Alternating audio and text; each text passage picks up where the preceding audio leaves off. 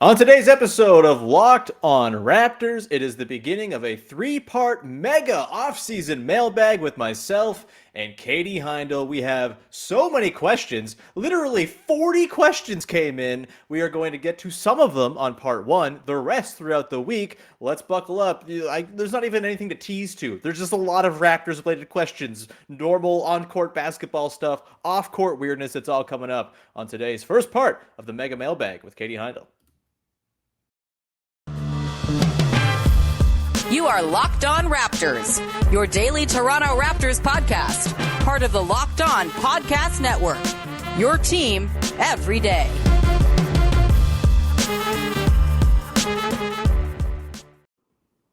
Hey, what's going on? Welcome to episode number 1229 of Locked On Raptors for Monday, August the 8th. We're recording this in the past. I'm your host, Sean Woodley of RaptorsHQ.com. You can find me on Twitter as always, at WoodleySean. You can find the show at Locked On Raptors, where you can find links to every episode of the podcast. You can also find the podcast free and available on all of your favorite podcast apps. And you can also go to YouTube and subscribe. Hit the big red subscribe button. Support the show. It's so appreciated when you help out. And all right, let's just dive into it.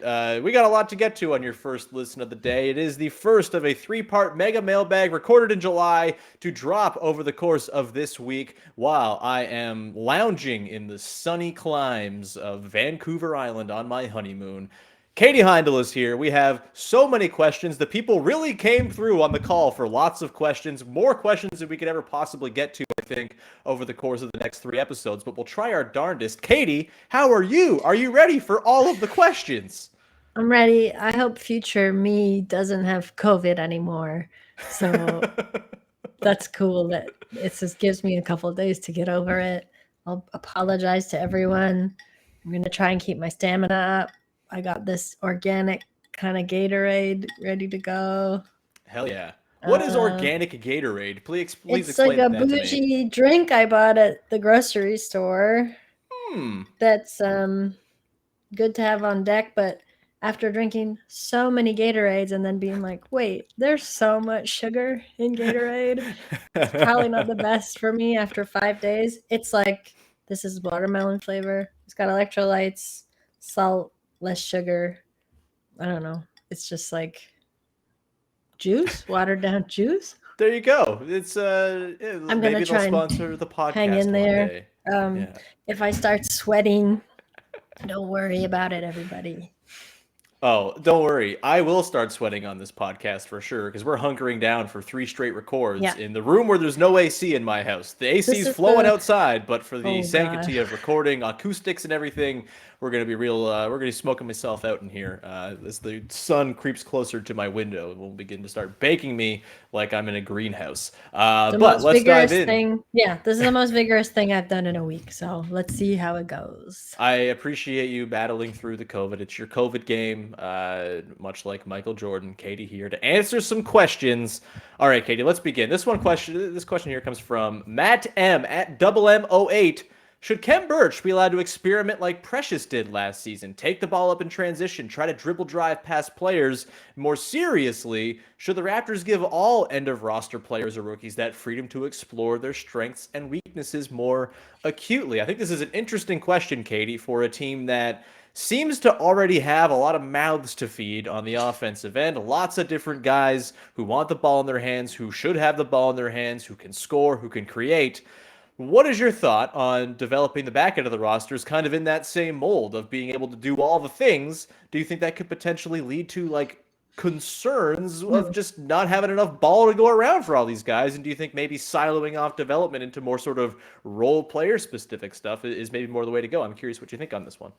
They should, but they won't. I think that that ship has sailed, honestly. I think this will be an interesting season because it's kind of the first time in Raptors history where there's such a plethora of like end of bench or end of rotation players that are actually pretty good. You know what I mean? I'm also thinking of who's going to get those last spots from camp and what I saw at Summer League, basically. You know what I mean? Like this will have to be a siloed developmental year for the Raptors because, well, on paper, maybe they're not as competitive or like I don't know why Vegas has the odds so low on the Raptors because nothing's really changed. They've just gotten a bit better. It's going to be, it'll just be like way more competitive for these guys. So I don't think I like Khem a lot, but I don't think Khem showed last season that he necessarily, it's a lot of responsibility, right? To be handed, to be like, you now have the space to be creative because we've seen something in you that there's this spark and you're going to actually run with this and make the most of this opportunity where Precious did that and it paid off in spades.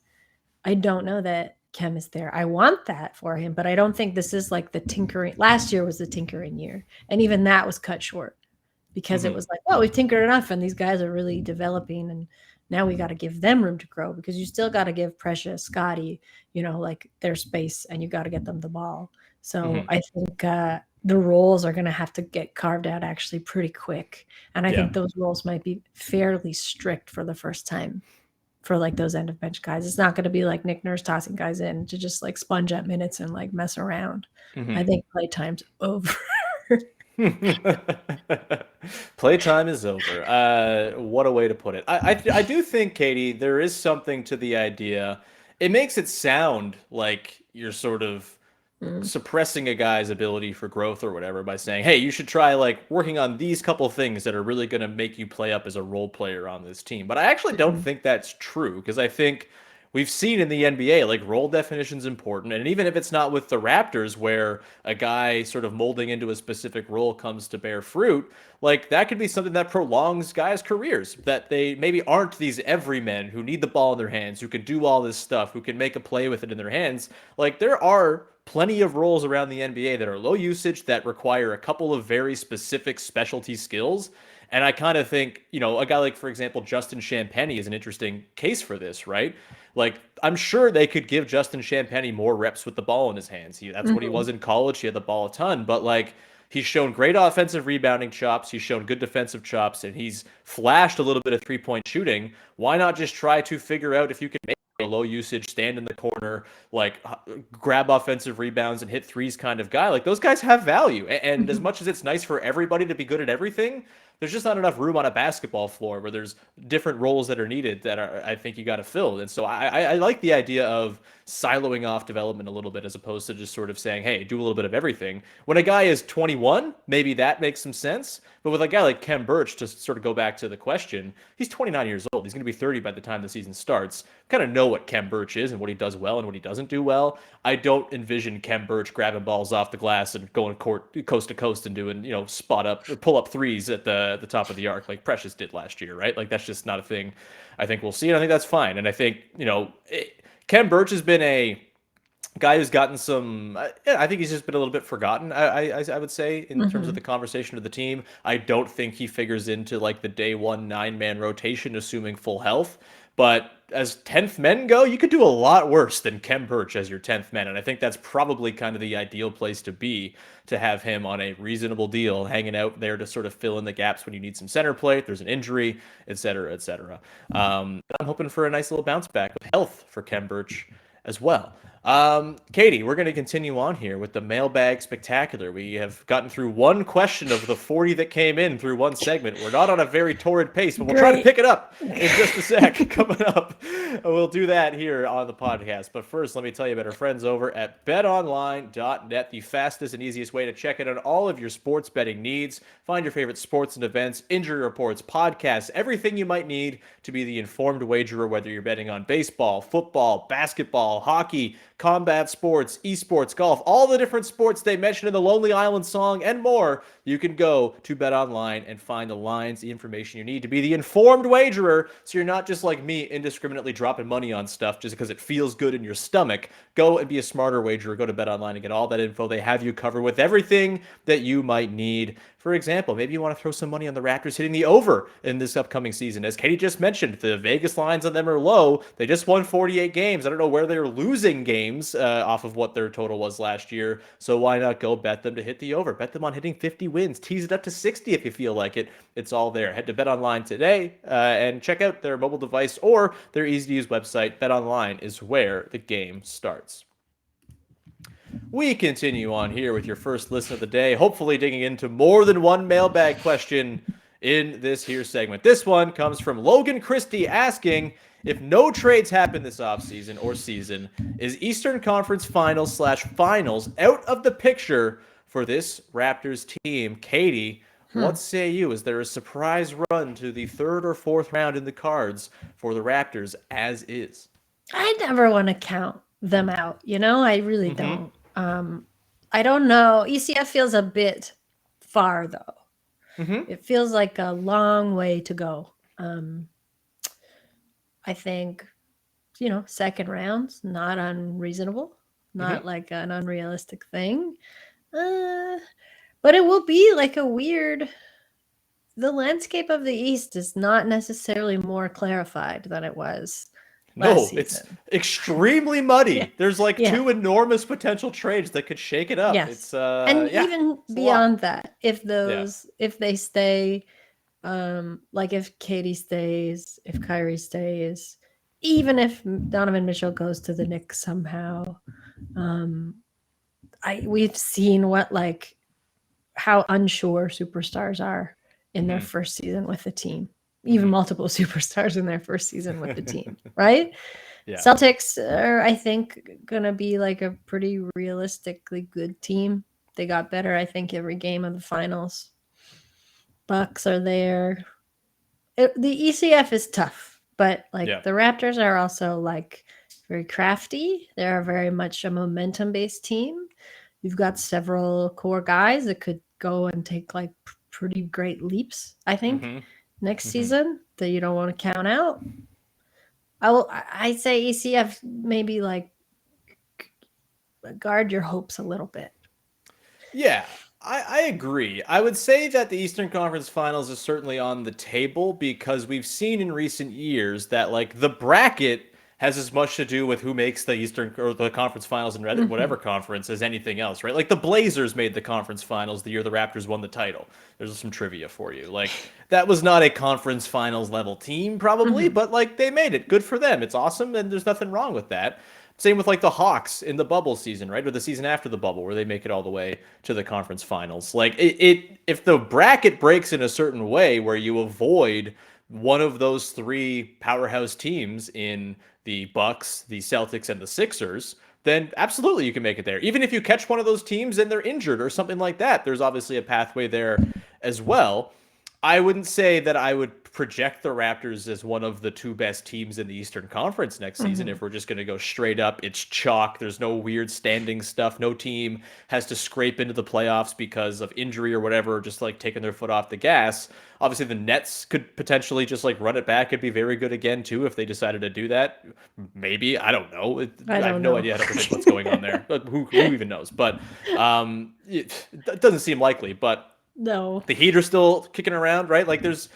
It's clustered. It will very much depend on the bracket. But I do think this team, with a leap from Scottie Barnes, which I think you can probably expect to some degree, whether he jumps to 21 a game or he jumps to 26 a game, probably more likely it's going to be the former, not the latter. But if we do see some form of leap from Scottie Barnes where he's clearly he was in the back part of last season, the second best player on the team behind Siakam, then I do think there's a world in which they can be conference finals worthy because you throw a team with an ascendant Scottie Barnes, an all-NBA level guy in Pascal, an all-star in Fred, everything else they got going for them, 100%. And they could also do themselves some favors, Katie, by winning lots of regular season games because they're deep and good, and then that makes them sort of in control of the bracket if they can be the 2 seed and maybe set themselves up with a favorable pathway through. It's, again, I don't know if it's terribly likely, but I do think this team's really good, and they're closer to me to the top 4 area than they are to falling into the play-in mix, I would say. I really, really believe in the sort of composure or the composition of this team. Let's get to another mailbag question here. This one comes from Raptors Over Everything at Drew24165050. Drew, get a better handle. If you could make a Raptors That's an team egg handle, Drew. Come on. It's a good question, though. So it's not an egg person. If you Not could an make a egg. Raptors team with all Canadian players, who would be your starting five, Katie? So basically, what's your ideal starting five for the national team? Shea, Lou Dort. Uh, who else would I want? Uh, Do you want Dylan Brooks? He's a no. wild card. He's a maniac. He is a maniac. He is a maniac. I don't know. Maybe. Mm-hmm. It's good to have a maniac. Mm-hmm. Who you're gonna have to help me because of my brain. Who is the quiet and tall guy on the Mavs? Dwight Powell. Yeah, Dwight. I would take Dwight Yeah. Powell. Mm-hmm. Hmm. Oh, like, do we have to put Wiggins on? I guess so. We don't have to put Wiggins on. He's But good now, he's I guess. pretty good. So This is our. this is my team. The world's our oyster on this question, Katie. Okay, There's so many Wiggins. Canadian players. Wiggins. Okay. I didn't pick according to position, but I picked Okay. according Fair to enough. number of guys. Uh-huh. I'm going to go against my usual inclinations against tanking, and I'm going to say an all-Canadian tank team, baby. Let's go. You get Ben Mathurin in there, who's a rookie. Probably not going to be a very good team, but you get him in there. You get Chris Boucher. Great experience on the Tampa tank team. You're tanking for another star Canadian in this situation, I'm assuming. Like, I'm assuming in my hypothetical world, like the next great Canadian, who I think is Elijah Fisher, I want to say is his name. Like, he is the guy that you're trying to tank for with all Canadians to then build that roster out. So you got Ben Mathurin, you got Chris Boucher. We'll throw in, how about this? Some Canadian elite basketball propaganda. Minnesota Timberwolves two-way man. AJ Lawson, baby. Alongside Milwaukee Bucks near MVP of Summer League, Lindell Wigginton. Also CEBL alum. So we got those two guys on the wings and in the backcourt. He's from And then Dartmouth, right? with Lindell Wigginton is from Yeah. Dartmouth. This is We correct. talked about Donaires once at Summer League. He's a great guy. That sounds like the best. I wish I had talked to Lindell Wigginton about Donaires when You he was still playing in the can. CEBL. I guess I can. I just ring him up. Hey, Lindell, what about Donaires? Am I right? Who are you? Stop calling me. Block this number. Yeah, and then we'll go. Well, let's give Khem Birch some run as the starting center on this tanking Raptors team. You got him incumbent with Chris Boucher. You throw him in with Mathurin, Lindell Wigginton, and AJ Lawson, and you're gonna go get yourself Elijah Fisher and be set up wonderfully. And then you can go sign Shea Gilgeous-Alexander when he becomes a free agent. All right, next question here. This one comes from. This isn't a question. It just comes from Raptors fans 3504.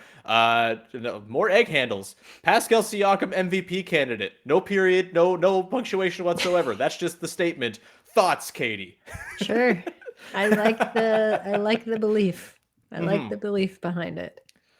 I mean, there's a world if the Raptors do go and win 53, 55 games and are one of the top 3 seeds in the Eastern Conference. It's probably because Pascal Siakam has expanded upon what was an incredible season last year where he was an all-NBA player. To be an MVP candidate, you're probably like, it's always difficult, right? I don't think he would ever win it because like a Giannis and Jokic and Embiid are just like obviously better basketball players, and that's fine. But like MVP candidate, that's like the whole he's got to be in the conversation thing. And like, could Pascal Siakam be in the conversation for MVP votes at the back of the ballot? With enough wins, he will be the best player on the team. I think it's certainly on the table. He's made All NBA twice now. Like, he's got some reputation. He's won hardware in the past. That's the kind of, you have to think through the mind of the voter on this one. And I could see some people throwing a couple votes Siakam's way. Do I think he will win it? No, but like, could he be the Damian Lillard honorary number 5 guy on the MVP ballot? Absolutely, he could. I think that's totally on the table. I think DeMar was in there last year. What's Same tough kind about of that tier. though is that on most other teams, if a player is like the best player on just like a very bad team, they could get a nod for it. But for that to happen for Pascal, the Raptors also need to be very good to be like on the radar, right? In general. So he's got that kind of stacked up. That's just like a double. Like, he can't just be good. The team has to also be good. It's a very good point. Very good point. And hey, maybe him and Scottie Barnes cannibalize each other's votes because Scottie Barnes is just that good in year number 2. Why not? It's August. We can get crazy with our optimism. What the hell else are we going to do? We're going to continue on here, Katie. Finish up. We have 3 questions in the bag, so that's good. We'll probably get 2 or 3 more in the final segment to tee you up, and we're going to talk Summer League as well, as you are a Summer League person. You were there, so we're going to talk to you about that. Me and COVID were there. Yes, you and COVID were lurking the halls of the Thomas and Mack Center and then came together in a wonderful union that has left you feeling not so good for the last week or so. That sucks. I'm sorry, Katie. COVID's no fun. We'll get back in a sec here, but first, just want to remind people to go and check out Locked On NBA every single day throughout the offseason, covering all the latest in the league, previewing the season to come with a rotating cast of wonderful, wonderful hosts, including recurring guests on this show, like our friend Tony East and John Corrales and all those good folks. So go and check out Locked On NBA on your favorite podcast apps and on YouTube. All right, Katie, let's continue on with some mailbag questions. This one here comes once again from our pal at Drew241655050 asking, I lost it. Here it is. Who are you most impressed with at Summer League and why? Katie, who you got? George is barking. What was the question? I said, who were you most impressed with at Summer League and why? Okay. I was pretty impressed with... I gotta say, I was pretty impressed with Armoni Brooks in his games. I thought he was like a very good, like steadying kind of presence. I was very impressed with DJ Wilson. I really hope that they guarantee his contract. Again, just like it's weird to be like someone's a vet when they're like 24, but it's just, he has the NBA experience. He just seems like a good, when you're a roster and like the bottom end of your roster potentially might be stacked with a lot of younger players and looking at like the development that you perceive, like you want Koloko to have, you still want Scottie to have. I feel like it's good to have like a young guy, but who's still like been around the league a little bit. You know what I mean? He also fits the kind of prototypic, I think, Raptors sort of success arc. And though he was a little bit more quiet, I really liked Ron Harper Jr. Yeah, I wish I had like honed in on Ron Harper Jr. more. He was someone who just kind of was going on. He was kind of in the orbit of like Delano Banton having the ball the whole time, and I guess my answer is probably Delano Banton, just because there's like an expansion of what he does there going on, I think, and he's sort of trying to broaden his horizons as a playmaker. The turnovers are still a thing, and the sort of you can get out of control a little bit, but it was notable to note. I'm very good at English. Just the sort of, I think the calming of his game in ways. Like last year, he was very frenetic, very just like, I'm running all the time. And this year in Summer League seemed a little bit less like that, a little bit more probing, a little bit more sort of controlled, sort of changing of speeds a little bit, which I think is really important. So he's probably my answer. Jeff Doughton too, was really, really good. Got himself a 2-way deal out of it. So you can't not say him either. The answer to this question is certainly not Rodion's Kurucs, who was terrible and never should have been invited to the goddamn thing to begin with. Next question here. This one comes in from the aforementioned Tony East of Locked On Pacers and Locked On NBA, asking who between you two would win in a game of Connect 4. Katie. What's the strategy? It's like who goes first with Connect 4 usually. It's kind of like who goes first, I think. So unless like someone kind of misses out or like you kind of like, if you're like very spacey, move. Yeah, exactly. Like I think the way to win at Connect 4 is to draw your opponent into deep conversation where like the game is not sort of front and foremost on your brain. Yeah. And so I guess the question is tricking you. Yeah. I'm very good at tricking you, so probably I would win. I have a very low level for focus and attention span, so I would totally be bad at Connect 4. I'm really bad at it now. Like I'll play against like my niece and just get smacked. It's not fun. As much as I love a board game, Connect 4 certainly not one of them. You don't love a vertical board game. That's fair. No, I do like a Battleship. I am pretty good at Battleship. I like. What about a Clue? Do you like a Clue? I guess that's both. That's vertical and flat. Clues, are you thinking Guess Who? Guess Who? Yeah. Clue's the murder mystery. It would be fun if there was a Guess Who Clue version where it's... Oh, I know! It's David who did the murder. That would be fun.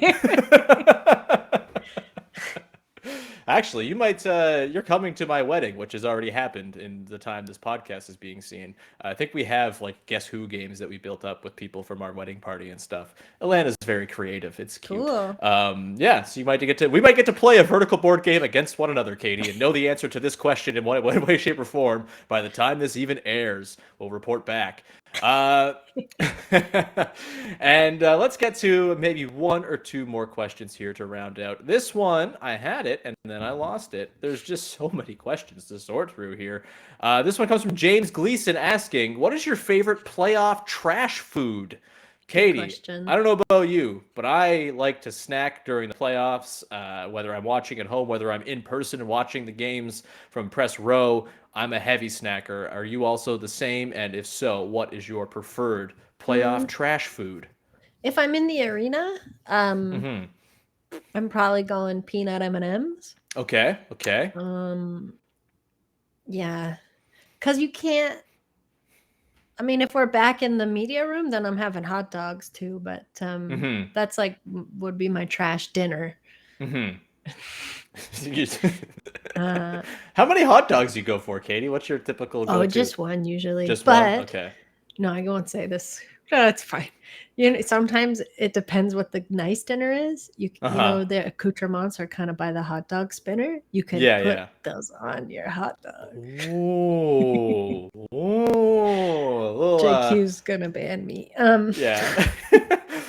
I think it's weird to put rice and peas on a hot dog. No, like when they had cheese, like once there was like feta or like, you know, pickled vegetables or whatever the chef does, you know, like a kimchi or something. Anyway, at home, it's a smorgasbord, man. It's a free for all. I'd say like I'd like in a perfect world, nachos. You can make those up at home, load them up how you like, get real generous with yourself when you're dipping. You're going to dip sour cream. You're going to dip guac, whatever you want to do. If it's a really stressful game I'm watching from home, I'm ordering fast food and I'm ordering far too much of it. Like I'm doing the thing where on the app, it's like, are you sure you don't want this? This is what people often order with this. I'm like, yeah, I'll have that. Can you promote more stuff to me, please? And I'll have that too. That's you're getting the Doms, 2 medium, 1 cheesy bread special. Oh yeah. Of course, I'm getting wings on top of that as well. What are we talking about? Obviously, yeah. I'm ordering monster food at home. When I'm at the game, it's usually I'll just like splurge on the meal itself. Like I'll go to the concessions and get myself like a big fat chicken sandwich or something like that, fries and all that. That's usually a pretty good route to go. I also am quite fond, Katie, of the sushi at the arena, which I know sounds troublesome. I've never had it. I don't trust it. I didn't trust it either, but I one time saw Kevin Arnovitz, noted man who likes food, get the sushi at the stand in the arena, and I thought if Kevin Arnovitz can do this, it's good enough for me, because I don't like the foods that Kevin Arnovitz surely does, because he's far too advanced in his palate. So I'll just if he's settling for that, I feel like I'm in a pretty good spot. I should also say my favorite trash food ever was a big staple of mine during the NBA Finals when I was going to a lovely little bar that I know you're familiar with called Hurricanes on Blue West. We love Canes.